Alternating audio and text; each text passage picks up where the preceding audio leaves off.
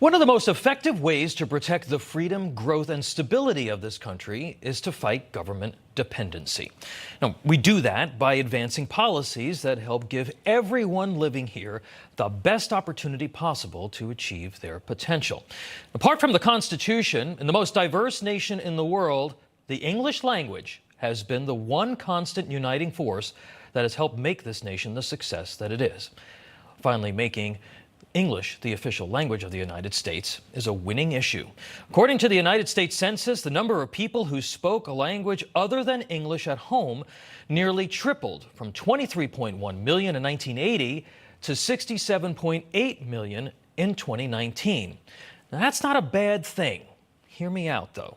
What changed in this country is our mindset about what it takes to be a successful participant in the great American success story. Handout-crazed politicians on the left, primarily in blue states, big cities, and the Washington swamp, and those who enable them are in part to blame for this shift in mentality.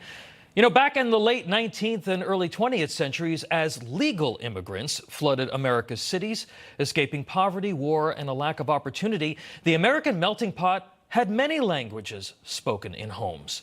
But there was an acknowledgement that critical to those immigrants moving often from poverty into the middle class in one generation was a willingness to learn English. Immigrants had to make English a priority. Those new Americans didn't have road signs in other languages, they didn't have translators at their jobs, or expect to be catered to by the DEI lobby and lawsuits from liberal nonprofits. Most of them never received much of a handout at the taxpayer's expense either. They worked, they saved, and they did whatever they needed to do to pave their own street with the gold that they earned. You cannot achieve your potential as an American in the job market, academically, or even socially without reading, writing, and speaking English well. One would assume that's precisely why many Democrats oppose making English the official language. You know, this country used to be about making your own wealth, not benefiting from somebody else's.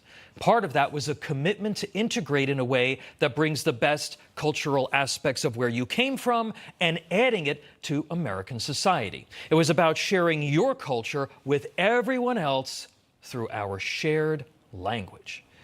Making English the official language is very pro-immigrant, and it's a pro-diversity policy. We should want everyone in this country to succeed, support themselves, and contribute to society. Learning English is central to that achievement.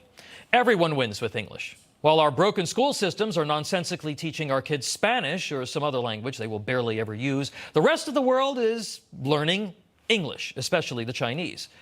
While the Americans' reading skills and writing skills hit new lows, English is now the dominant language of the sciences, commerce, media, entertainment, and diplomacy around the world. Spending taxpayer money to produce street signs and official government communications in other languages creates a crutch and reinforces the flawed notion that English proficiency is not important to national unity or individual success. Promoting English language skills will also give people a greater voice in our politics, which should be encouraged for legal immigrants who earn their citizenship. Ohio Senator J.D. Vance has reintroduced a bill long championed by Oklahoma Senator Jim Inhofe that has been languishing in Washington since 2005 to encourage stronger English adoption. It's time to finally pass the English Language Unity Act. The legislation would establish English as the official language, require government functions to be conducted in English, and introduce a universal English language testing standard for naturalization. Democrats have opposed the move for decades, and it's another example of them ignoring the will of the people. Americans get this. They understand how important this issue is.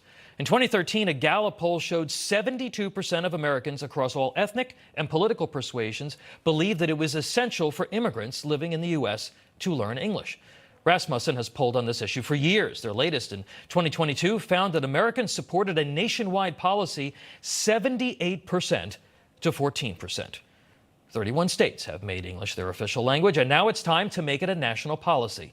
It's a very important message to send. You know, the left sometimes really proves that they couldn't care less about the real meaning of that great colossus standing in New York Harbor. You know, the golden door that she lifts her lamp beside isn't a gateway to a welfare check. She isn't a symbol of lower standards and dodging the hard work that it takes to make it here. She stands for the belief that you can help create out of many cultures, one nation, united where your destiny is your own, and one language is the key.